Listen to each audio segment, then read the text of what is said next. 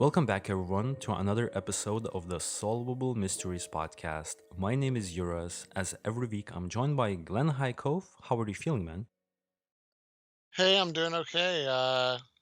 It's interesting going into this episode because on one of our recent episodes, in fact, our very last one, people, I think maybe it was a more recent, maybe it was a couple weeks back, people had said, why does everyone pay so much attention to like this case or that case? And I'll tell you, I mean, when we're doing the research for this case, it was really challenging when something doesn't have a lot of coverage. I mean, on one hand, you have kind of a monopoly on the topic, but there's a lot of it's hard to do an episode on something that doesn't have a lot of like information about it, right? Without actually digging up the information, like hunting yourself. If that makes Yeah, sense. yeah, exactly. But to me personally, it was like way more exciting, I would say, this week to do this case that we're doing. So we're gonna be talking about the mysterious death of Paul Bush. Now, Paul Bush, I have his profile. Before we jump into the whole story about this man and how he died, I just want to quickly say that yes, I didn't see anyone even doing a podcast on this case. How we found it, we were just like browsing Reddit one day and we like encountered a really interesting write up on Paul Bush, but then most of this information we really had to like go and dig up ourselves. But I think it's going to be interesting because I'm fairly certain most of our audience members won't be familiar with Paul's case, and I found it very compelling after I spent a little bit, of time researching about it. I think I got hooked, and I was trying to uncover more and more. And I am very happy to present what we found this week to our audience. So, Paul Bush, he was a 36-year-old man from the UK. He was a satellite TV installer, so he was doing just regular blue collar work, an honest day's work or something like that. Now, I I see him as living in Weymouth, Dorset, in the UK. He was living with his fiancée Tracy Hodder and her two children. Now, Tracy Hodder was Paul's partner of 11 years, and her quote after Paul died was, quote, Paul was a loving, caring fiancé, stepfather, son, and brother. His many family and friends all miss him very much.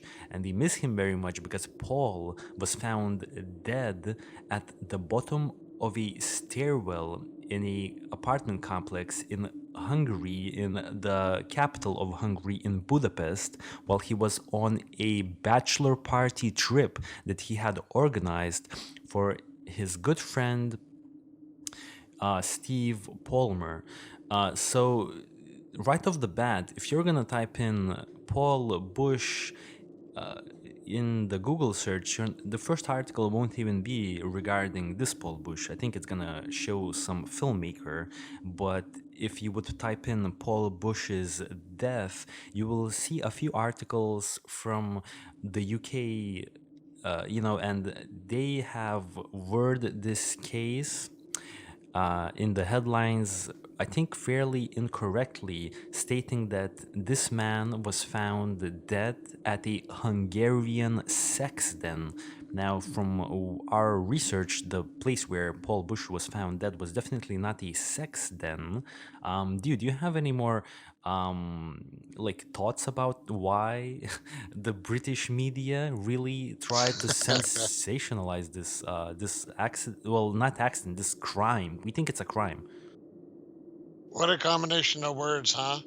Hungarian sextet. I feel like YouTube's gonna instantly like block block us from anybody seeing us in their feed for that word. It's pretty incendiary. I think the British press in general has a pretty bad reputation. In fact, the laws are pretty punitive there in terms of like they don't have the same free speech laws we have in the United States. And it's fairly easy to get somebody in trouble for saying something because I think there's such a cultural history with those papers of just being over the top and being super competitive, to the point where they bend the truth to make, to sell, to quote unquote sell papers. Exactly. Paul was found dead the following morning of the night when he entered that apartment, and we will show everything on the visual assets and we'll talk about it shortly. He had suffered multiple broken bones and had internal bleeding. Now, I want to jump to the evidence portion of the podcast, and I think I noted down the most critical parts, the most critical details in this case. So, without any further ado, I want to start off with my first point here. Paul Bush, a 36-year-old satellite TV installer from the UK, traveled to Budapest, the capital of Hungary, in order to celebrate his friend's Steve Palmer's bachelor party. And apparently, Paul was the one who spent a few weeks organizing a detailed 4-day itinerary for this trip. And so yeah, I mean, off the bat, dude, it seemed like it was just gonna be a really fun trip to celebrate one of his friends' bachelor party in Budapest. From the Reddit post that I've read, that one friend of Paul's did a write up on Paul's case.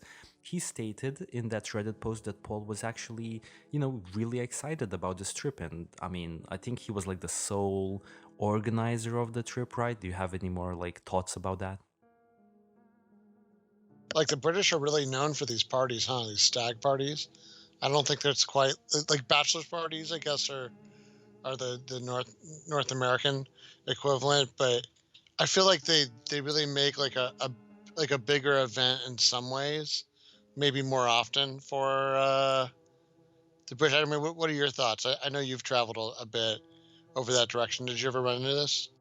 Not really. Well, I was in Budapest actually, but I was very young. I was like a little kid when I went there with my parents. I don't really remember much of that trip, so I can't say that I ran into any like because when I was like 8, I wasn't hanging out at the places where Paul was hanging out on this trip. You know what I Oh mean? yeah, but I guess maybe I was comparing to Yeah, like UK culture, because I know you were over what, in like kind of Wales or someplace like that at one point. yeah. Did you ever see anything like that around where you were living or working? That's the thing. I was like living in a more rural area of England. Okay. It was like in the like in a smaller little town. I can't even recall the name around Birmingham. So it wasn't like I was living in the heart of London. And I'm sure there's like a point to what you're saying, but unfortunately, or maybe fortunately, I wasn't really around that.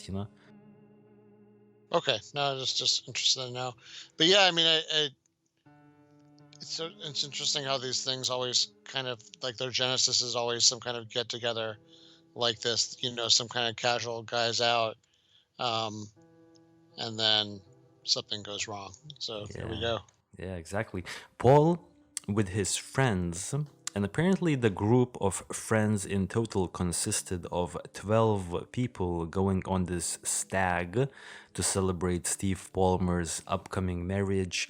Paul and the group of friends arrived in Budapest at 11:45 a.m. on August 29th, 2014. So this is not happening recently. This case has been fairly cold for a very long time now. Um, and on the same day, on August 29th, 2014, the group set out on a pub crawl at 8:45 p.m. in the evening with a local guide. Now, I read something about Paul actually organizing this whole pub crawl, whatever that is, through a certain agency that's based in Budapest, and apparently they're like some sort of an agency that will take tourists to show off like the Budapest nightlife. So yeah, pub crawls. Are you familiar with what those are? Yeah, I mean, I think that's what I was alluding to earlier, that idea that you're going to hit a bunch of bars in the same night and have a drink at each bar, and of course, like the more you go on, the drunker you get, and presumably the merrier. But I guess that's my stereotype of UK living, is a lot of like pub crawl kind of living. So I guess I'm not super surprised if on vacation to have a literal ongoing party that, yeah, it ends up being that pattern of behavior, essentially public drunkenness. Yeah, which I'm not gonna lie, it seems like a fun time, unless Oh yeah, yeah. unless someone in your group of friends is found like dead at the bottom of a staircase the next morning. But if that's not the case, then it's surely a great time. Now, over the course of the night, the group of friends became separated, and they actually returned to the hotel that night at different times. This is one of the reasons why Paul wasn't reported missing immediately, because there was some sort of a confusion happening. Now, Paul was last seen by his friends on a dance floor at about 1 a.m. in the night, and he was seen at a club called Instant Forgus. I think the club is like Instant, and it has like a few dance floors. And one of the dance floors, I think it's called Fogas, Instant Fogas, something like that.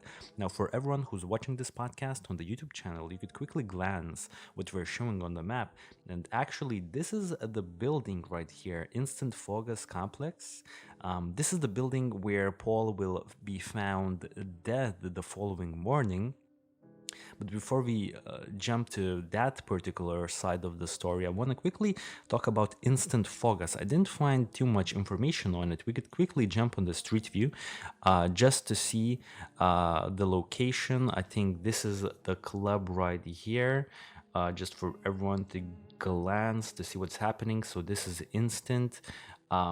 It seems like it's a little nice back street somewhere in the capital of Hungary, in Budapest, right? Budapest is actually known for its fairly wild nightlife. But now Instant Focus has a website, right? And I found something very interesting on the website. When you jump to their gallery, there's a portion of the gallery called Virtual Walk. I want to quickly load this up for everyone. So apparently this is gonna give us a 3D look at how the nightclub looked. And I'm curious, why isn't it? Oh, here we go. Now we see it full screen. So as I've said, this is like that little back street. I just want to make sure that that's correct. Yes, it definitely seemed like this could be the place. Oh yeah, it's definitely the place, looking from this perspective. And now inside we can just, I don't know, look around a little bit in this club, because this club is fairly important in this case, I believe. This is the club where Paul was last seen. Now the general story is that Paul was last seen at 1 a.m. on the dance floor, so I would assume somewhere on this dance floor. And also, it's very interesting to say that the next location was of him being witnessed. Now, he was witnessed by he wasn't witnessed by anyone, but he was captured on CCTV camera around 49 minutes after 1 a.m., so around 1:49 a.m. in the morning, entering the building where he was found dead in the morning, essentially, on the staircase, down the staircase, I'm sorry. And then he was captured on CCTV entering with a woman who Hungarian police described as a prostitute. And now this prostitute was actually seen on CCTV entering the same building where Paul was eventually found dead even earlier in the day. So, why I'm still sticking to this particular dance floor at Instant Fogus nightclub is because I want to pose a question to you, man. Do you think it's completely out of the question that maybe Paul actually ran into a prostitute in this club whose regular work routine would be to go to this dance floor and look for a tourist, and she would pretty much bring them to a, I don't know, a potentially like some sort of an apartment complex for to perform her services. Like, is this like out of the question in your opinion? No, I mean, I think that someplace like this would have probably numerous people looking for lots of things. So people looking to sell goods and services, and not just um, it's called adult entertainment services, but also maybe like narcotics, um, stuff like that. I can imagine is just constantly going on at big aggregations like that, because that's when people are going to be consuming those things too, right? Um, yeah. So from I mean, and then I think when you and I were talking earlier, you said this part of Europe kind of has a reputation the same way like Thailand is for Asia, sort of this Yeah. kind of Vegas on steroids. Maybe it's not as extreme as that, but you're saying I'm trying to phrase this like in a way that doesn't put down Hungary, but just saying it's known for a little bit. It's like a little bit of an exotic kind of party locale. Does that make sense? Oh yeah, I think so. And Budapest was always known to be something like that. Even for me, even though I've never went to Budapest to party or anything like that, I know that Budapest is definitely could get pretty wild from all I've heard, right? So essentially, let's move to what happened next, right? So Paul was, as I've said, last seen in that Instant Focus nightclub dancing on the dance floor. Now, over, as I've said, Paul was then seen on CCTV camera entering a building in Budapest with a prostitute at 1:49 a.m. So essentially 5 hours into the bar crawl. And this is the building. This is the street building. You know what I mean? And let's just jump to how it looks on the street uh, view. Ooh, this isn't the street view. Let me just quickly correct it. Yeah, let me just make sure I hit it correctly. This is it. And if I'm not mistaken, this is exactly the building. You know how these buildings here in this street, they're like fancy old school buildings. So this doesn't look at all like a sex den. Apparently the residents were fairly old. The residents that lived in this city, in this, I'm sorry, in this apartment. And essentially, another interesting part here is that this building complex right here, that, eventually Paul is found dead down the staircase, has some sort of a security entrance compartment where you would have to type in the security code to access the apartment. You know what I mean? I'm assuming this is what it is, right? Like this little thing, dude. Oh yeah. Or it also could be when you're trying to call somebody inside. So that from the apartment buildings I used to live at, Yeah, the keypad could also be like them ringing an apartment number. I see. I see. And essentially, you know, uh, to the side, there's a few stores. I think there's like a hair salon. So this is not at all a sex den. But now, dude, I want to quickly speculate what could potentially be happening at this particular point in the timeline. Now, this is apparently a prostitute. Paul is a tourist, but this is a residential apartment complex in the heart of Budapest. Very fancy stuff right here. Um, I'm pretty certain, and I think that's like a complete fact at this point, the prostitute was not a resident So why do you think, well, like, what do you think was the MO here? Like, not MO here, but like, what was like what was like the situation here? So if she's a prostitute and she's gonna perform her like services on Paul, let's say, you know what I mean? I'm just like saying what I'm thinking here. Um, is there a chance that maybe she somehow knew the code of this particular building complex in Budapest? She took him to the top floor, perhaps, to maybe perform some sort of a sexual act on Paul in exchange for like some money. And that was like the MO, because let's remember, she was seen entering this building with apparently some other man earlier on in the night. So maybe this was just one of her work locations for that particular night in August 2014. You know what I mean?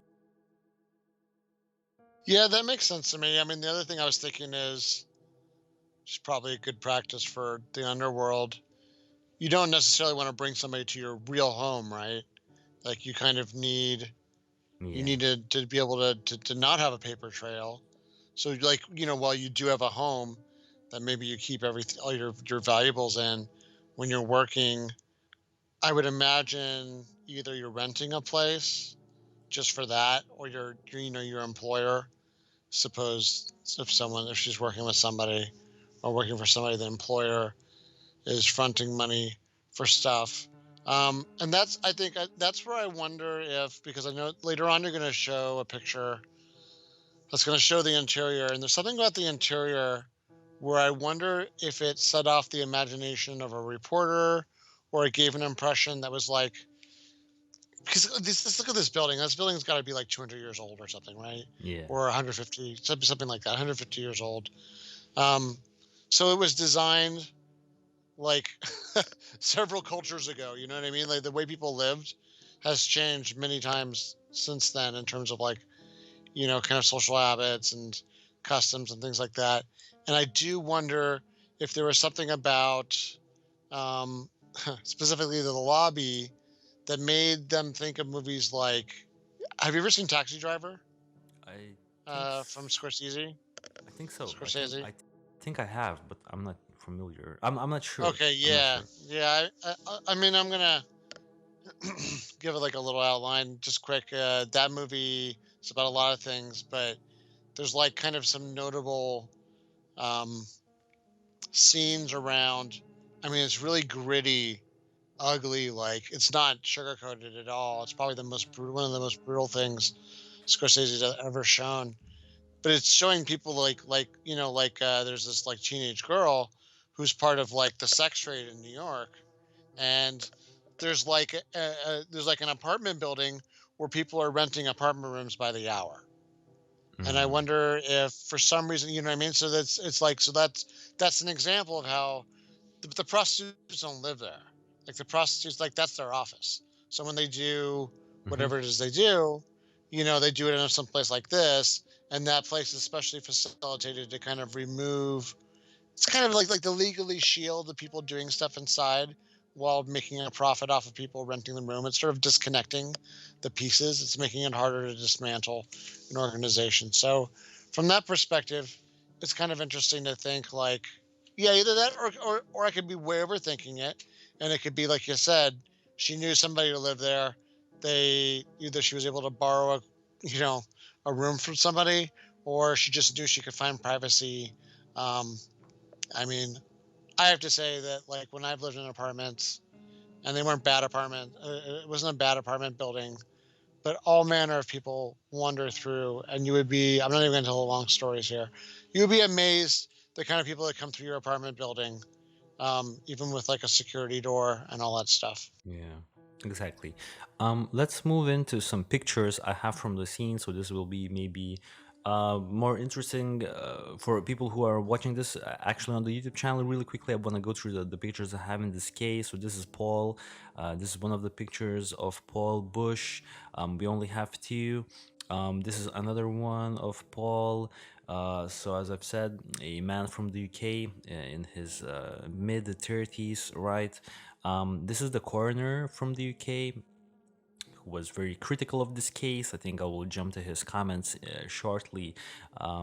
This is the map. This is the map where Paul like must have ventured. So as we can see, to get from the Instant Focus nightclub to the apartment complex where he was found dead, it would take him around 11 minutes, and it's around 900 meters of walking distance, right? So around a kilometer right there. This is the crime scene from the morning. So this is interesting because the crime scene pictures are a little bit too sketchy in my opinion. But before I jump to the next crime scene picture, I want to quickly jump to the story and tell everyone why I think that the crime scene pictures from the Hungarian press is slightly sketchy, but I might be overthinking it. But like, let's just see what happened next. So as I've said, jumping back really quickly to the building in question, right? So this building, Paul enters at 1:49 a.m. in the morning, right?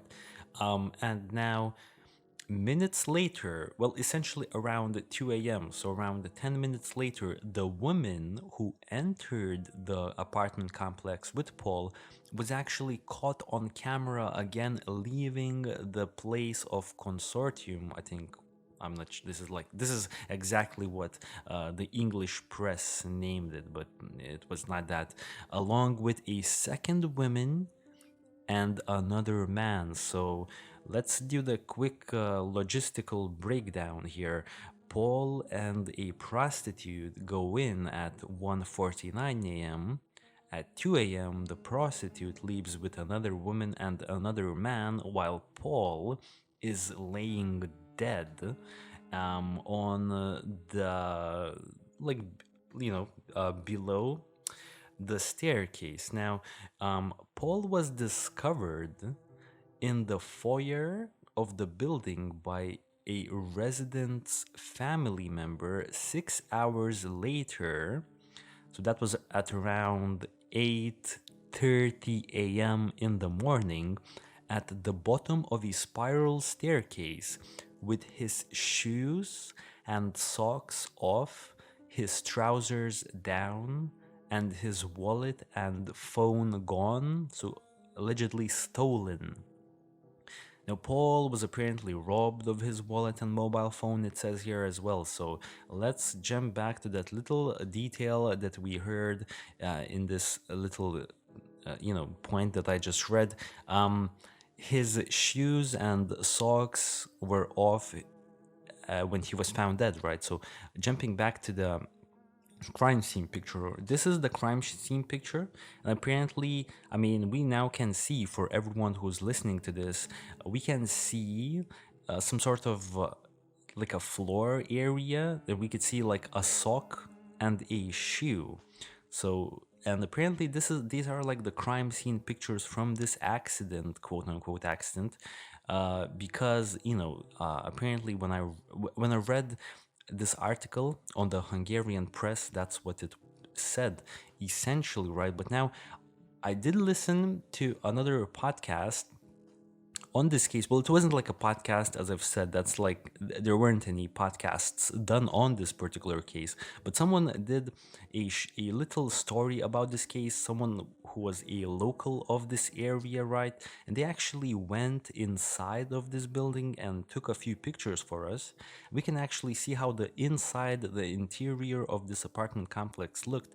And now this is the foyer area where Paul was found dead. Now, right off the bat, really quickly wanna set the stage. Now, his injuries, Paul's injuries suggested that he had essentially dropped or like fell from the top of the spiral staircase in this apartment complex.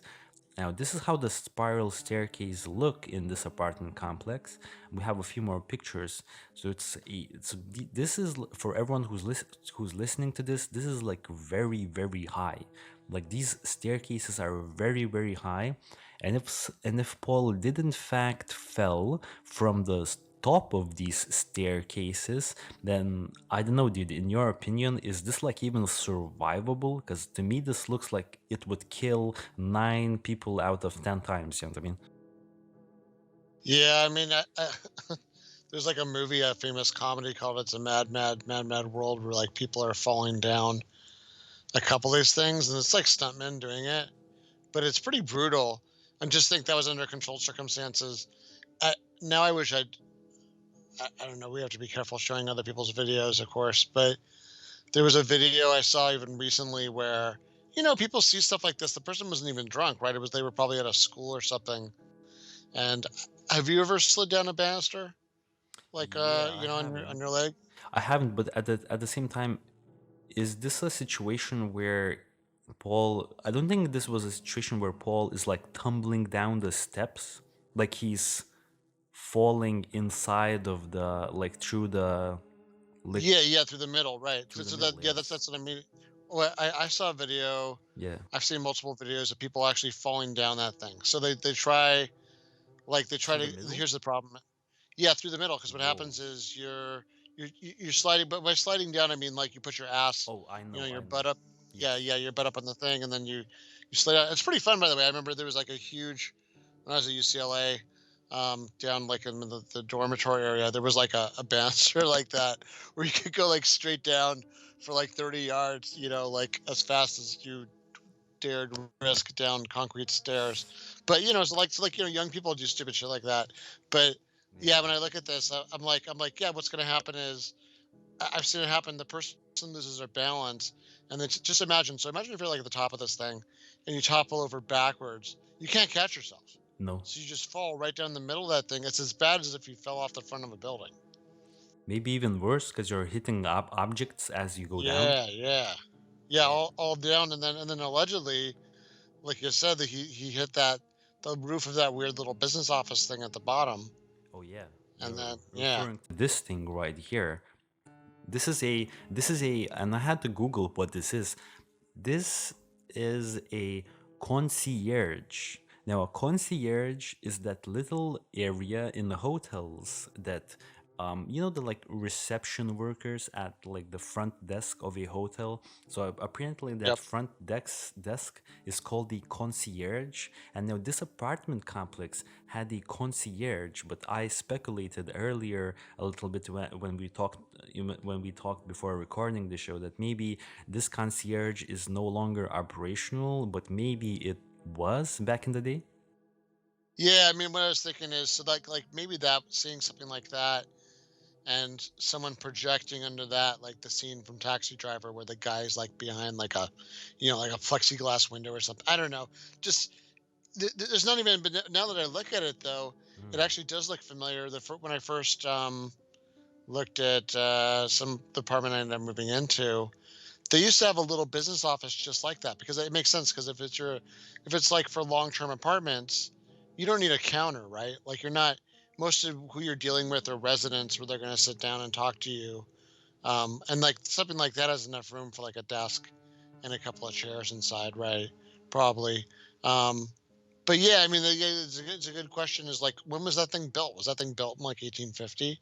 I mean, the way people were interacting with each other, it's just it could be one of those parts of the building that like now they would never make something like that. They would either make a business office, with like I don't know, maybe multiple offices or something like that set aside. But this is like an ancient building, and I mean, this is built back when people used to have a job like running elevators, Yeah. right? Yeah, Yeah. exactly. This is from the days when there were other types of employment opportunities, to say the least. Now, this is weird because, dude, if you would look at the floor of this particular picture that we're looking at, so for everyone who's listening to this, we're looking at the concierge. The concierge doesn't look like your typical hotel room front desk. It has like a little roof. It has like a door. It's like a little bit of a like a little room, like a room with glass windows that you would enter. It has like a little roof area, right? And if you would fall from through the middle of the spiral staircase, you would actually land on the roof of the concierge little office post right here. And apparently, Paul must have landed from a very high floor onto this roof, right? So now going back to the crime scene picture, this is the crime scene picture in question. Now the flooring, the ground floor doesn't look at all like the floor that we see from this picture right here. Now, albeit I think this picture was taken maybe closer to 2021, as this picture must have been taken, on 2014, in September apparently, so September 1st. So the like, what do you see here? Like this is like the one weird thing to me that jumped out immediately. Like, is this even the real crime scene picture? I mean, we do see a sock and we do see a shoe, but we don't really see anything. Nothing else seems to fit the actual place where it happened, right? Yeah, it is weird. It almost makes you wonder if, well, two things. One is, I know when I've seen people hit by cars on video, just weird things happen when bodies get like hit any kind of velocity and get hit by an object. So, but I don't know how the socks can come off though. The shoes I can understand, maybe flying off an impact, but the Yeah. socks doesn't make sense. So then the only thing I can think of is, given that it sounds like his body was gone over by somebody, that doesn't seem to be a very controversial thing to say. That his body, that he was relieved of his possessions. It could have been someone took off his shoes and socks and were walking away from the body to put some distance. And then when they're going through the socks and they're like, oh, there's no money in here. And they just drop it as they're walking. Maybe that's Yeah. what that's about. Yeah, because apparently he was robbed of his phone and his wallet as he was laying down dead next to that concierge office.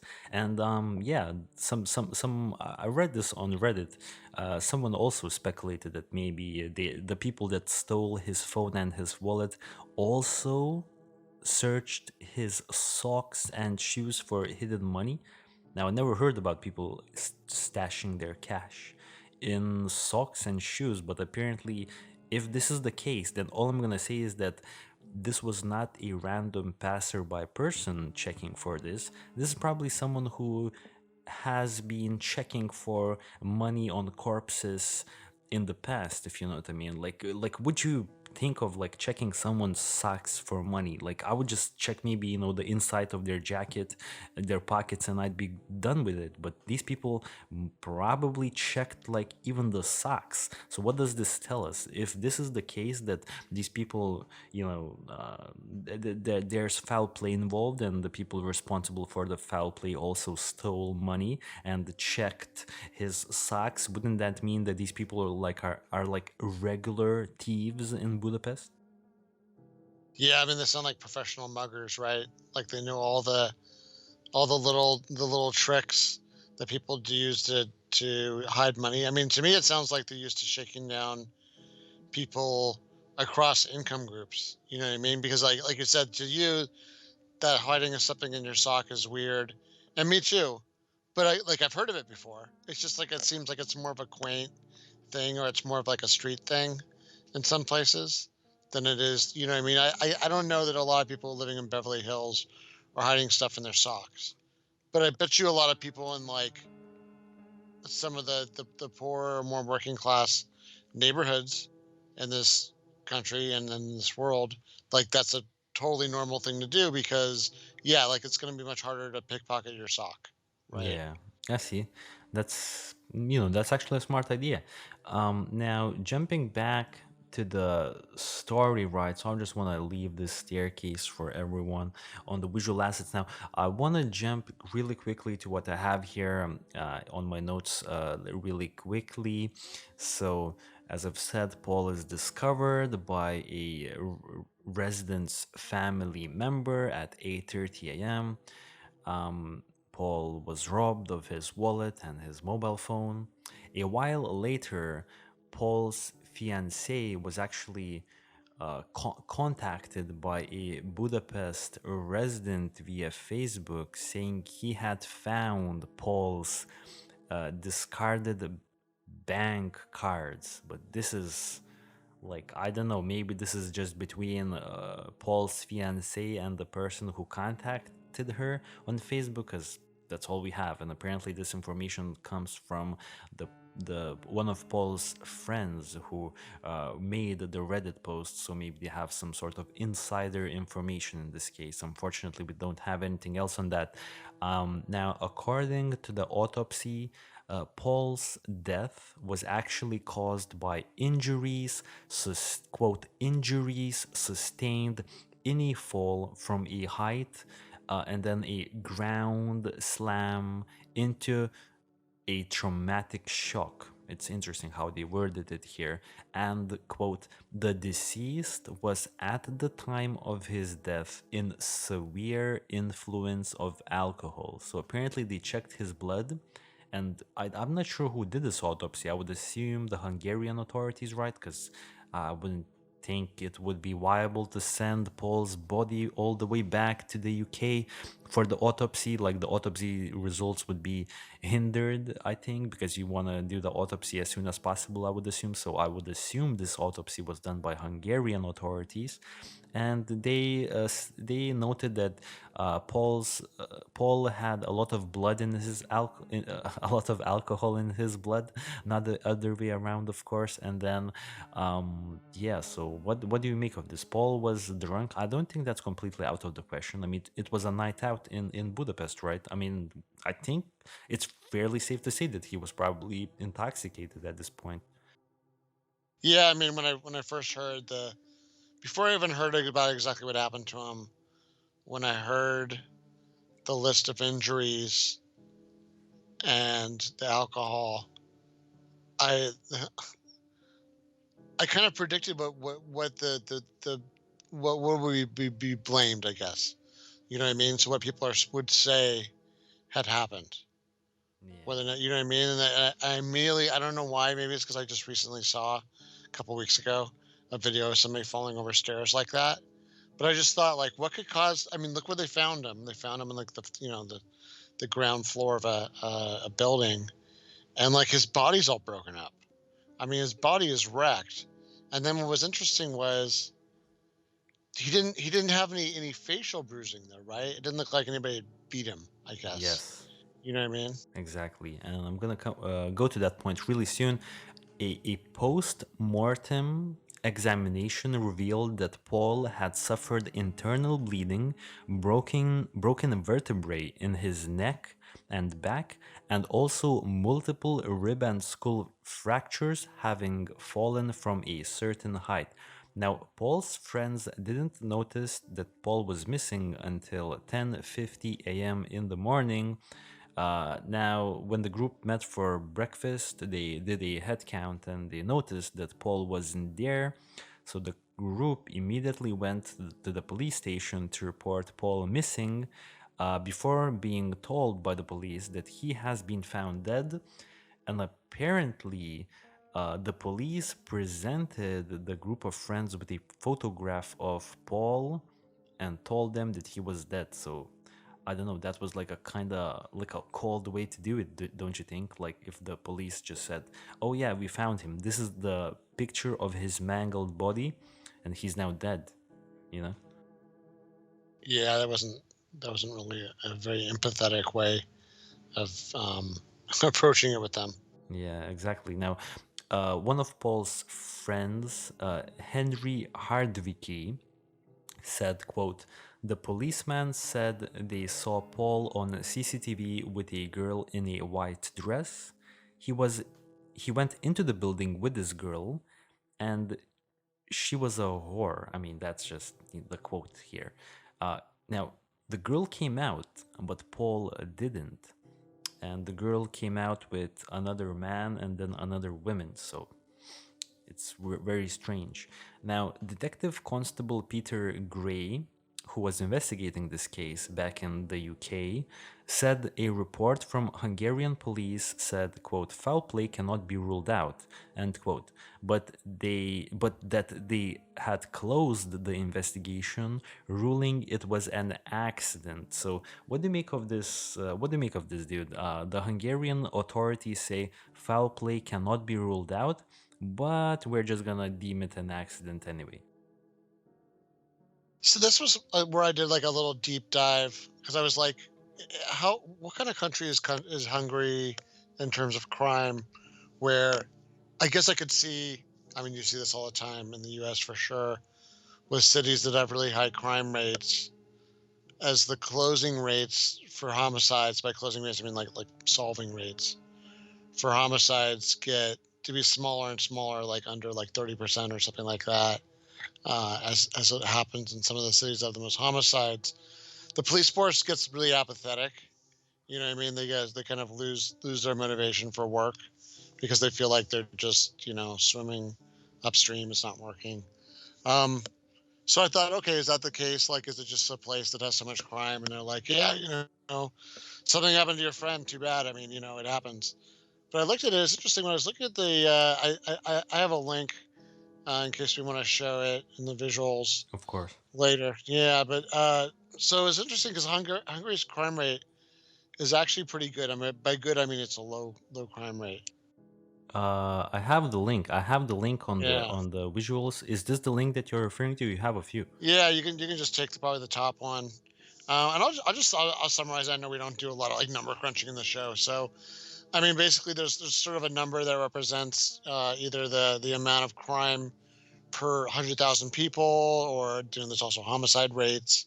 They're the same kind of things, like number of people killed per 100,000 people, and um, those numbers are semi-reliable. I mean, you have to kind of depend on the society, the country, to accurately report things and not classify them under something else like political violence or something. Like for instance, North Korea probably doesn't have reliable reporting for this kind of stuff because they'll just say they have no crime. But anyway, um, that aside, their crime rate's pretty good. I mean, it's about half what the U.S.'s crime rate is. Um, so from that perspective, I thought, okay, well, that's one thing. I guess the other thing is, I wonder if the police just feel like they're not going to solve this, or I don't know. Maybe the people that are doing it have enough plausible deniability that they can't be touched, or even have powerful friends. I mean, it makes you wonder when you look at homicides. And that's what I wasn't able to find. I wanted to see a homicide breakdown for like how are people killed in Budapest. I mean, if you looked at it in a place, like the United States has a lot of guns, some good amount of it will be firearms, knives, things like that. I was like, how many people are killed by being pushed over a fifth floor, let's say fifth floor, like stairway banister? Like, so that's where it's like, okay, probably not a lot, but just because it's a low probability doesn't mean it doesn't happen. You know what I Yeah, mean? Low probability things happen all the time. Just yeah. just not all that they don't all happen. I do agree, but I wanna, like, I never looked at this chart, but now this chart is really interesting to me because like 2014, the year when Paul died, right, was actually a pretty good year for the crime rates in Budapest, right? Because like up to 2014, the crime rates in Budapest, according to the World Bank, was actually decreasing quite rapidly, but then 2015 it kind of increased by Yeah, 50%, and then it just kept going up and up and up ever since 2014. it's so strange. So it makes you wonder. There's could be a couple things going on. One could be, like I said, things were not being reported accurately. Like maybe they just didn't have all their numbers together. Maybe what I mean. Maybe there was some kind of blind spot administratively, Yeah, or even politically, that was keeping that from being reported. But yeah, you're right. I mean, the crime essentially doubled. Now that it went from a really small number to a still pretty small number, but that's still like twice as many people who now can answer that question, either like, was I killed by somebody, or did I was I a victim of a crime? yes, and exactly, Uh, and if we would take into account that maybe Paul was actually murdered here and this wasn't like an accident, then like even one death would probably have like some sort of a significance on this chart, even for 2014. You know what I mean? yeah. So then, from that perspective, I wondered, well, could it be that they just don't feel like they can solve what happened to it. It may be that like they're just not very good at Yeah, solving homicides there. Like it may not be that professional of a police department there. I don't know. Like we've even seen that here, right? Like Boulder, Colorado, or someplace like that, where a murder happens, and they're like, "Geez, we haven't had a murder in like yeah, years. What are we supposed to do again?" And then since it's not like a pretty little girl, right? So this is what feeds into what we talked about before with like the when the victim is especially, I guess, newsworthy or attractive to the topic, because this thing unfortunately, much to, I guess, Paul's detriment, didn't get the kind of coverage. I mean, other than just really salacious British tabloid coverage and some local coverage in Hungary. I mean, we're going to be probably the only video that you can find on this topic here on YouTube for until someone else, maybe Dr. Grande covers and the it. podcast as Yeah. well. Yeah, I mean, I didn't see anyone Yeah. like doing a podcast here. Now, jumping really quickly to the next point because I think it's very crucial. Now, this is pretty damning. What I'm gonna say next is Detective Peter Gray, the same person, right? Also said he did not know if all the people seen entering and leaving the building on the CCTV, in reference to the prostitute and then the two people leaving with the prostitute 10 minutes after, as Paul is dead on the floor. Detective Peter Gray doesn't know if they have been identified and interviewed, or if forensic samples the police had taken from the scene, which would include cigarette ends and condoms, had been looked at. But now I have a little point somewhere in my notes as well that Hungarian police actually identified the prostitute that entered this apartment complex. And their official statement is that this prostitute did not provide any useful information. And I think they just let her go. So, dude. Okay, so first of all, jumping back to the condoms found in this apartment complex. Now, this, as we talked to, this doesn't at all look like a sex den. So why would there be condoms found at the scene, and where exactly would they be found? Would they be found at the top of the staircase? Would they be found next to the concierge little office? Like, where do you think those could have been found? And would they actually give us any useful information? And then also, like, let's address the elephant in the room here. The woman was identified by police, but she didn't provide any useful information. Like, how is that even possible?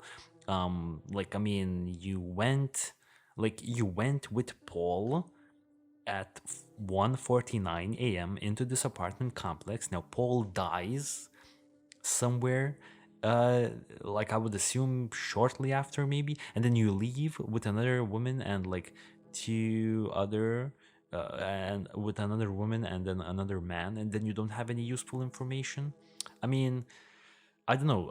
Off the bat, I want to say maybe the Hungarian police looked at it as if this prostitute went into this apartment complex with Paul.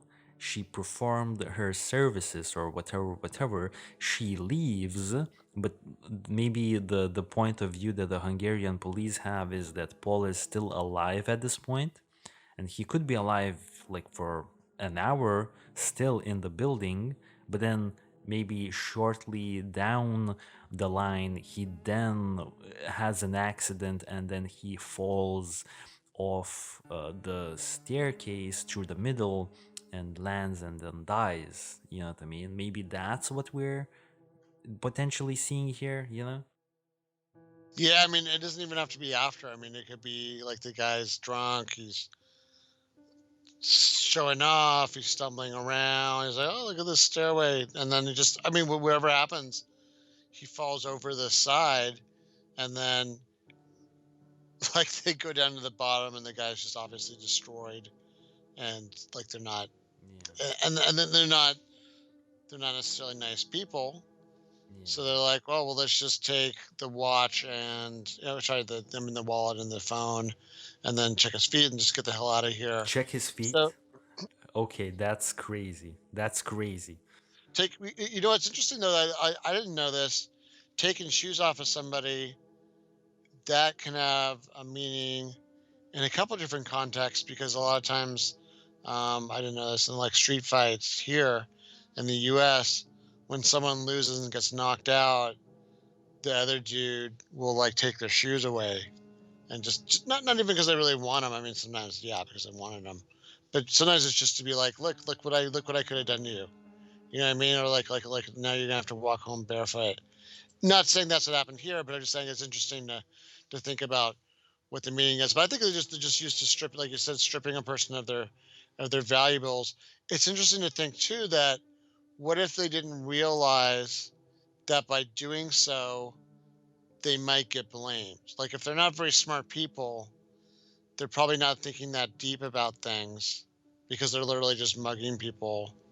And and I have to wonder, by the way, if this happened all the time, wouldn't it get noticed? So if people were all the time falling over banisters and, ending up Yeah. kind of messed up like this. And I also don't get, how do you guarantee that the phone doesn't get damaged in that? Like, wouldn't it just be easier if the guy was drunk? If the guy was drunk and you're trying to mug him, Mm-hmm. just mug him. Just, I mean, just hit him with a black with the hit him with something, and then take his stuff. That happens all the time. Like this, because this scenario is very common. So I remember there was an awesome show some years ago that showed the undercover job that they would do in Atlantic City for the same scenario. So what happened was happening is, right off of like the casino strip, I guess, in Atlantic City, people were wandering drunk into like the bad neighborhood adjacent to it, and they were getting mugged right away because there's people that are just waiting for drunk tourists who are clearly helpless, and then they would just mug them. And it was like, so Yeah. what happened is this cop's job was to pretend. It was amazing. This cop's job was to pretend to be one of these guys, and then they would start mugging him for real, like hitting him. They would just hit him. They would just hit him, throw him on the ground, just throw him on the ground and sit on him and try to take his stuff. And then what would happen is he was all mic'd up and it was on camera, and then the cops would like tackle the mugger. That didn't happen here. So my thought is, Mm-hmm. yeah, to me it just seems so complicated. Like why like destroy this guy? Like you could just get his wallet and his phone. You know what I mean? It's a much bigger crime to do Yes. that Yes. than just to mug him. Yeah. I think, yeah, just to clarify what you're actually saying, you don't see the point of purposely pushing him down the staircase, and then getting his stuff just to get his stuff. It's maybe more of a line of thinking where whichever way Paul fell off the staircase, was it like a foul play, or an accident? It was not planned by the potential culprits. Like, this is not the outcome that the potential culprits wanted to see. Like, maybe, I'm not saying that it was an accident that Paul fell, but then at the same time, I think the perpetrators that stole his things, they didn't want this outcome. I kind of sense here that they stole his stuff just because they were there for the taking. Maybe his wallet and his phone wasn't even you know something they intended to get out of him, essentially. You know what I mean? Like, or maybe they did, but in a different manner, where maybe they pulled a knife on him on the top of the stairs, but then he kind of resisted them, and some sort of a scuffle broke out where he fell off the through the middle of the staircases. You know what I mean? So I think that's what you're saying. Like, the intention was probably not to purposely lead him up the stairs and then push him down the stairs just to mug him. Like, that's way too noisy, way too clumsy. You know what I mean? Yeah, I agree. It just seems like you're almost certainly signing up every time you do that. You're signing up for so much more. I mean, at that point, why not just stab him, right? I mean, Oh yes, it's gonna be a lot more quiet. It's true. Now the only thing is, what if, because we're kind of, and I'm just gonna address it here. What if for this one time they were like, well, it's plausibly the deniability is plausible enough, right? You can say, oh well, obviously, there's not a mark on his face. He fell down. It's still risking a lot. It's still like really rolling the dice. And I get that people that do crimes um, are not always like super smart. Also, here's the interesting thing: is like on one hand, you would want to hope that somebody that sells, let's say, an illegal product, Mhm. you would want to hope that they were so dedicated to that product. You see where I'm going with this in a second, because this is where the violence creeps into these kinds of transactions both ways. Is that in like a perfect world, just because a product is illegal doesn't mean that the person selling that product this is like the idea versus reality. The person selling that product doesn't mean that person that's selling that product is going to do something illegal or do something underhanded. Unfortunately, like I mean, I've seen there's plenty of videos where you can see like surveillance of this. Prostitutes do have a reputation for robbing their clients, either surreptitiously or being in on like kind of a honey trap kind of scam. You know what I mean? We're like, okay, like we think we can just take this guy for all his money. Or I've seen things where prostitutes on video were seen rifling through their clients like pants and other stuff when he wasn't looking to steal from them. So from that perspective, it's like you can't give someone the benefit of the doubt, right? Because you would want to like not think that all sex workers um, are automatically just out to do the worst by their clients. There's probably some people that are as much professional as you can be in that trade and do want to like protect their long term revenue stream of having clients like this. But this guy's just some tourist, right? He's just some tourist that showed up. He's never going to be there Mhm. again. Yeah. So yeah, who knows? Maybe someone fell for the temptation. I Okay. can't see it being, yeah, I can't see it being as orchestrated as maybe it could look after the fact. Yeah, exactly. Now, I want to really quickly read the quote of the coroner in the UK, which was this man right here. I have his picture right here. His name is Sheriff Payne, and he said he was not satisfied with the Hungarian police ruling Paul's death an accident. And we have his quote. So his quote is.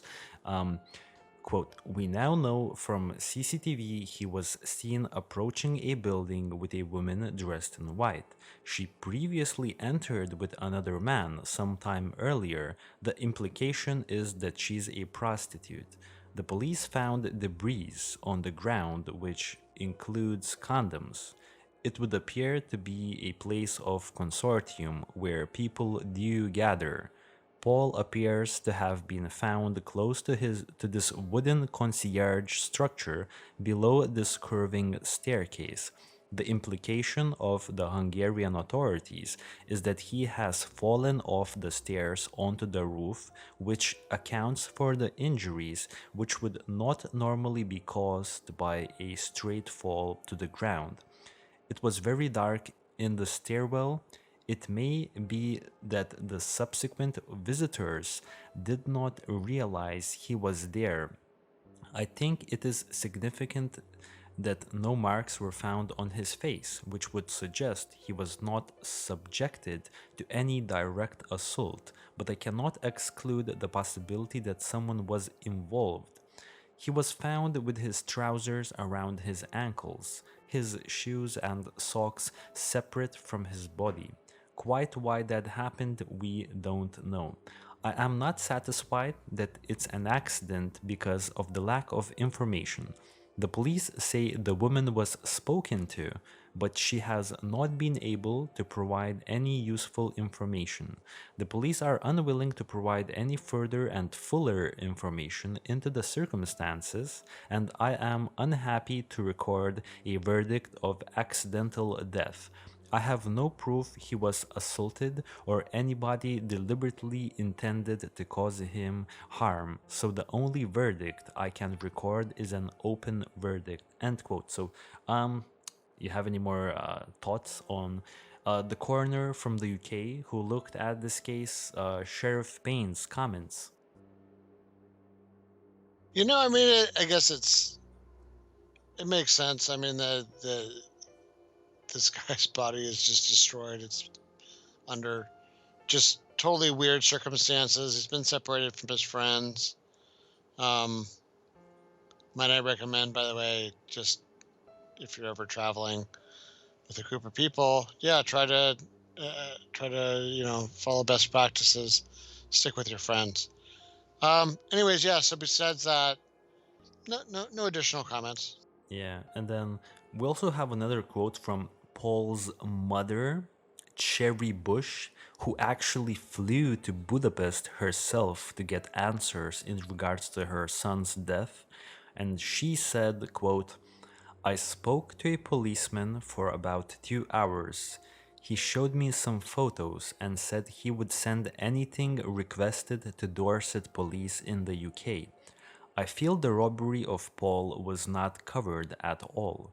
He didn't seem to want it known that the case had been closed. It's difficult to understand why it had closed. They said they interviewed a man who said he spoke to Paul at the bottom of the stairs after this so called accident, but he couldn't have done it. He must have been lying. That was someone they talked to for the robbery. I asked to speak to someone about that, and the lieutenant phoned the other station, but they said they didn't want to speak to me. The policeman wouldn't take me to the scene, but my friend and I went there afterwards ourselves. When I went to the building, it just made more questions. I didn't think it made any sense at all from the photos. There was no reason for him to have gone anywhere upstairs. I don't understand why all the reports say his eyes were brown, they were blue, and I have concerns about where his body was allegedly found. So now, Sherry Bush, Paul's mother, is casting very good points in this case and very good suspicions here. So, just to backtrack, the suspicions that Sherry Bush raises is the fact that the police officer in Hungary that she talked to said that there was a man who had a conversation with Paul at the bottom of the staircase. So what does this mean? Like, as after the accident had happened or before the accident had happened? Because I'm pretty sure Paul died instantaneously. So who exactly did Hungarian police said they talked to Cherry Bush? Do you understand what I'm trying to ask here, man? I think so. Yeah. I mean, it isn't. It sounds like they're definitely. She's doubting how good the investigation was. Yeah, exactly. And also, apparently, they know of a man who they talked to, but they called another department in Hungary, or like another police department, but they said that we don't want to talk with the victim's mother, which is kind of weird. And then lastly, she said she doesn't understand why the reports say that his eyes were brown when his eyes were blue. So, what do you make of that last point? Like the difference in the eye colors from the reports and from the actuality?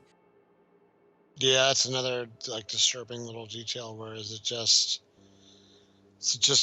a little detail they missed, or do they just not even really do any kind of good investigation? Yeah, exactly. And yeah, I think for my points, I think after this, I don't really have any more points in terms of the evidence found. So I think we could, try to jump into our conclusions, our thoughts, our questions. Dude, you have some thoughts in the notes, so I wouldn't want to run past those. So if you have anything you want to add to the story, just have at it. Yeah, well, I'll just throw them in real quick. Like I said, we're in the final stretch here. Yeah, I mean, I always think of this how this is kind of similar to some of our other cases we've looked at, where like a group of people goes out and then one person gets separated, and then sometimes it's clear, then other times it's something untoward has happened to that person. But whatever, in this case, Mhm. it's definitely pretty weird. I can't even think of like a case like this. It's weird because it's almost like the things we kind of suspected happened to some of the people that disappeared, where they fell down someplace and got hurt. So maybe it's a lot more common than we think it is. But yeah, it is just point out that like you do want to, when you're on vacation, like stick with your friends, don't wander off alone. Um, I thought the whole point of this thing anyway was a stag party to hang out together. But I get it. People get drunk. Um, Not everybody can party at the same pace as other people. Mhm. So probably people start getting drunk and passing out and vomiting and stuff if you're drinking a lot. So Yeah. okay, I get it. Yeah, so there's that. It is interesting to think about like all the mechanics of a crime like this we have to think about. We did already cover the strange. It'd be interesting to hear in the comments if anybody knows if it was like something financial to the Hungarian economy or something else. Tell us if it's something with the EU, something with movements of people, something. I mean, I can't. I'm trying to think like what would make crime sharply rise. You think it would be the opposite, right? Like overall crime trends were going down in the United States until the past 2 years. So it's interesting that there, I guess they went from like really good to like a little bit worse than they were before. Yeah. Um, yeah, so I think that's kind of all I had that I didn't already kind of throw in during the conversation. Yeah. Well, lastly, before we jump to the theories, I just want to quickly jump to a few Reddit comments that I found really interesting. So, the first would be a conversation between Reddit user Brick ADM J Santos Cap and the man who did a write up on Reddit called Reddit23.me, who was the friend of Paul Bush, who made a very detailed Reddit post that gave us very good information in preparation for this podcast. Now, Brig ADM J Santos Cap says, I am very sorry for your loss. Not really sure this detail matters if the police won't investigate, but when I lived in that area, not on Adressay Street, which is the street where the apartment where Paul was found dead is located in, but a just few streets over behind the Opera House, there was a trick to open the front door without actually knowing the code. You just had to hit the door a certain way and it would pop open. This group might have been able to do the same thing here without knowing the code. And then the author of this Reddit post, Reddit23.me, says, firstly, thank you for your kind words. Secondly, that's interesting stuff because I'm aware that the people living at 17 Odyssey Avenue, basically the apartment complex where Paul was dead, are older professional types. A doctor lives in one apartment, and there's certainly no brothel or sex den being run in the building. But then, the UK press are pretty scummy and will print anything. So, just literally the same thing that you told us earlier, Glenn. But then also, this Reddit post made a pretty interesting comment, like a pretty interesting line of thinking that maybe this particular contraption next to the door where you have to type in the security code. I mean, does this door to you look like something that you could like have like a little trick where you would like push upon it and then it would like pop open? I mean, the door looks wooden and old, to be honest. I actually sometimes I watch lock picking YouTubers, or I used to. It's just like sort of interesting to look at how easy. Like after watching those videos, I'm like, oh wow, most of the locks you can buy at the hardware store or someplace like that are just crap. Yeah. Someone that knows what they're doing. So I feel like someone that is in sort of the underworld line of work, I think they get good at these little hacks. at being open some of these doors, especially like an old door like that.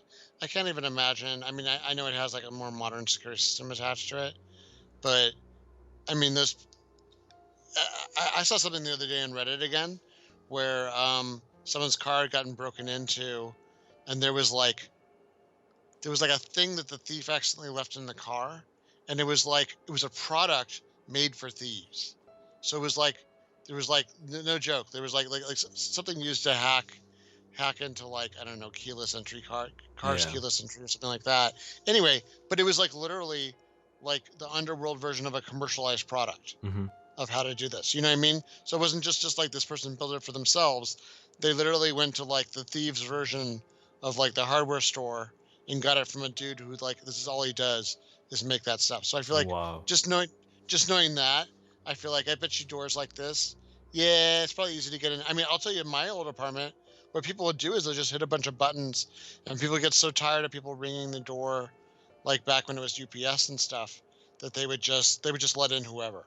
You know what I mean? It kind of Yeah. defeats Or the whole purpose, right? here in older apartments, I see that when these little code boxes, right, are located next to a door, usually like the buttons that will open the door are like scuffed a little bit, because Oh they're yeah. like the only ones that getting pressed. So usually you could like really look at the condition of the buttons, and if the buttons are like more scuffed, then you'll just like press all the buttons and you'll get the combination, because no one's pressing the keys that are not required in the code.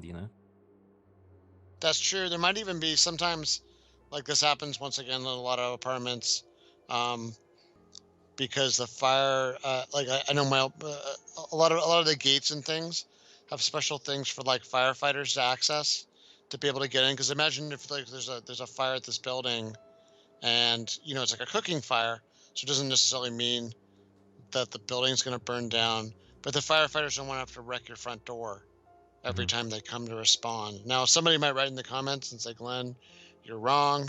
We just wrecked the door. Or, like these kind of things just don't have that kind of workaround. But I know that does exist for some methods of entry. Yeah, I So see. maybe, what I mean, maybe she knows a guy. Yeah, exactly. Maybe. And lastly, the last Reddit post I want to quickly read before we jump to the theories is from Kickin' Peanuts, a user on Reddit who said that at 1:49 a.m., the woman in the white dress was seen on CCTV accompanying Paul into this building. At 2 a.m., she is seen leaving the building with another man and a woman. What time did the other man and woman enter the building, or was that information not ascertained before the CCTV was accidentally deleted? Oh, whoa! So the CCTV, so this is accident. The CCTV might have been accidentally deleted by Hungarian authorities, and then and then the author of the post, Reddit23.me, replied that simple information was way too much for the Budapest police.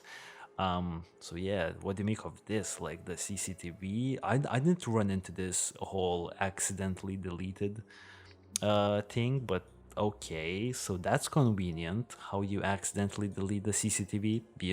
I would love to see it, but apparently it's accidentally deleted now. That reminds me of what is it? The Chris Kremers, right? When there was always like those accusations of like alteration or accidentally deleting things, or intentionally deleting things. Yes. For some reason, it reminds me of that a little bit. Yeah, exactly.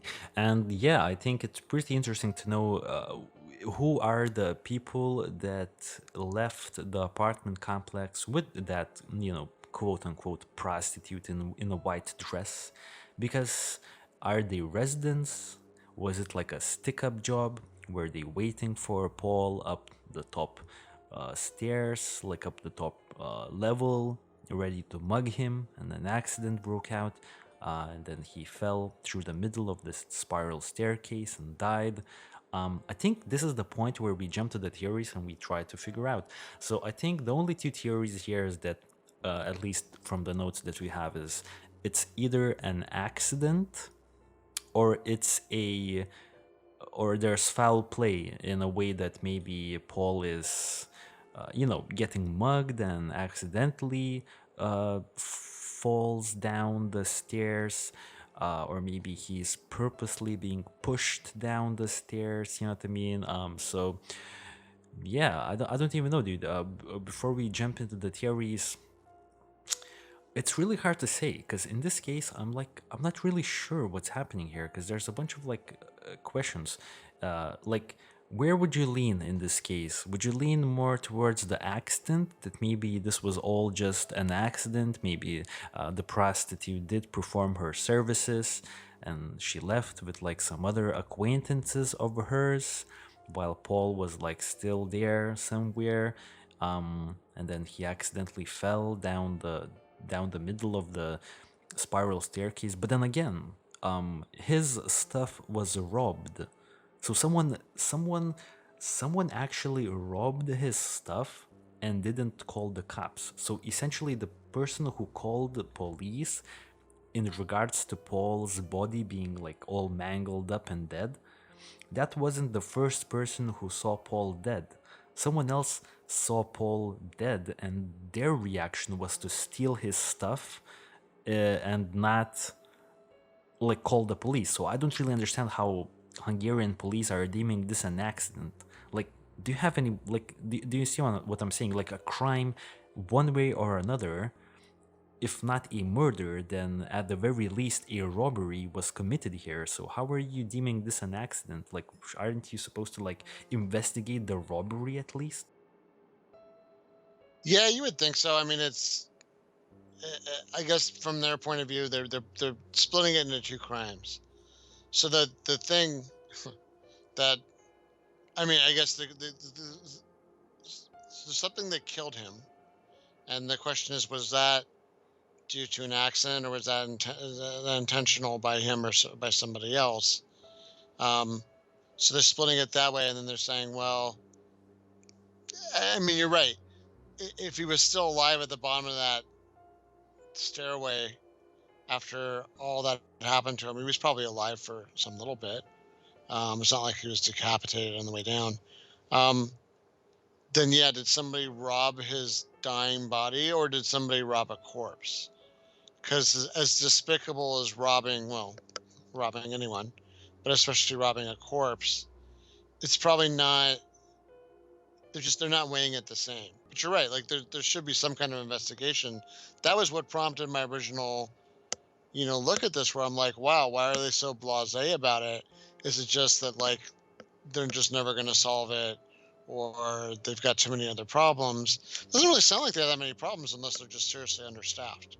Yeah, and then lastly, dude, look at this picture. This is apparently the concierge, a little office, with that little roof on top of it. I don't know. Like one of the details like read when I was researching the case, that Paul must have it was like very dark here, and that the passerbys people may have not noticed him immediately. That's why he was reported like 6 hours later. I know it was like middle of the night, so maybe everyone was like kind of sleeping already, and they didn't see him. But like, still, like, how is like, I'm pretty sure no matter how dark this is, like, you would probably like, this is like a, for everyone who's listening to this on the podcast, this is like a very tight little hallway. Like, there's like, it's very narrow, very tight. There aren't any corners where Paul's body could be like like moved, or like or there isn't like a way that Paul like fell in a certain direction where his body is like somewhere in the corner. Like, it's like really out there. Like, I only see Paul like being literally in front of the front door, or like literally maybe tangled up somewhere on like the staircase railing to the side. Where, like, didn't you find it strange how like apparently it may have been too dark for people to find, to spot, Paul essentially? Yeah, yeah, no. I mean, because I guess the way that they were describing it with the kind of like condoms and stuff left around Well, that makes me suddenly start to wonder, like, well, what kind of place is this really? Like, is this essentially like an attractive nuisance for certain kinds of activities? In which case, I could see this place being a place where either not a lot of people are coming through, period, and then those people that are coming through Yeah. are just totally minding their own business. Like like if anything at all is weird over there, Hmm. like they don't want to be seen here. They don't want to talk to a cop here. They don't want to know anybody. They don't want anyone else to know that they were here. They just want to, go on their way. And like it's possible. What if people thought? I mean, I don't know what he looked like when he was laying there, assuming, he slid off that little roof there and just was laying there. What if he looked like he was drunk or passed out? I So see. that's why all these people, yeah, Yeah, I see your point. I see your point. Yeah, I kind of maybe thought that as well, but maybe as the morning came and he probably people saw that he was really like this is not a drunk dude. Like like this like is he's not moving. Yeah, yeah, yeah. Maybe that's when they investigated it further. Anyways, man, jumping back, I will say, initially I went through like phases of my line of thinking in this case. At first, I was thinking, so this was maybe an accident. Then, when I was looking a little bit more in depth into this case, I was like thinking to myself, no, this is looking like very suspicious and very shady how like the three people went out, but Paul was kind of dead there. So if that was the case, I'm thinking that they're definitely in one way or another like responsible, maybe not for the accident or whatever, but like at least for the robbery, right? And they should be like investigated further. But then again, um, thinking back, if if Paul stayed up those stairs just being drunk for like maybe I don't know, uh, like 20 minutes, 30 minutes, and this is just like wild speculation. This may not happen. Maybe he was on his phone checking something or whatever, and he was intoxicated, and then he slipped. So maybe that's the only way I can see that the people who left this building on the CCTV are not responsible. But then again, the CCTV has been accidentally deleted, it seems like. His belongings were robbed, but the police are saying that this was an accident. But yes, maybe they are splitting it into two things. Maybe they're splitting it. His death is an accident, and the robbery is unsolved. Maybe this is how they're like splitting this case. I'm not really sure, but yeah, just to sum it up, man, I'm not even gonna. I can't even like I don't even know which way it happened. So it could be either one of these you know outcomes in my head. So I'm gonna just hand it over to you. Do you have like any final conclusions that you have? What you think happened to Paul? yeah. I mean, to me, it sounds like my some version of my Atlantic City scenario that I gave earlier. If if for what it's worth, I mean, I do think that potentially he could have been getting set up to get mugged. I don't think that they chose what happened to him to be how he was going to get mugged. I feel like that was probably some kind of accident, mainly because it doesn't look like he got into a fight with anybody. His body looks like he had a bad accident. Um, but that being said, that doesn't mean the people that were with him are angels. I mean, it does certainly look like somebody. I don't know if it was the original people, but somebody came along and stripped his body of its belongings and treated him pretty callously when he was either dying or already dead. So from that perspective, I mean, it's pretty ugly. It does make you wonder if if it is a pretty rare thing to happen because you would I mean if this happened to like one more tourist, it would be like a pattern, right? And then they can say, oh, someone's doing this. And I feel like that would be the thing that would make the authorities crack down because then you're dealing with like almost a serial killer at that point or a serial robber. Um, Yeah. it may be that like if this was intentional, this was like their freebie.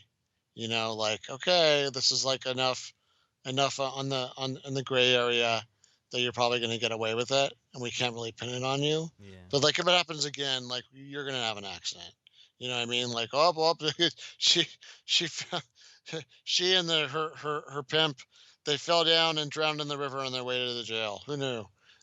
Yeah. So I just, from that perspective, I do still lean pretty heavily, towards like what it sounded like to me when I heard his injuries. I said, "Oh, that guy fell right down the center of one of those stairway things."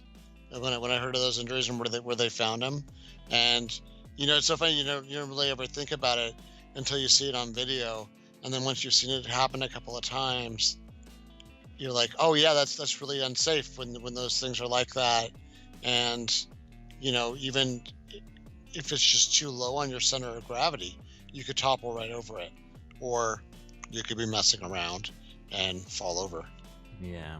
So probably we will conclude that it's really hard to say what happened, but we are looking forward to everyone who watched this on the YouTube channel in the comment section. Maybe you guys have some good ideas, or maybe you have some interesting theories. Maybe we've missed something, and maybe you can actually connect the dots here, because I don't think we can quite fully connect the dots here, given the information that we managed to uncover in terms of Paul's death. And yeah, guys, I really hope everyone enjoyed this week's episode. We'll catch you on the next week's show, and really hoping that everyone is going to have an excellent rest of the week.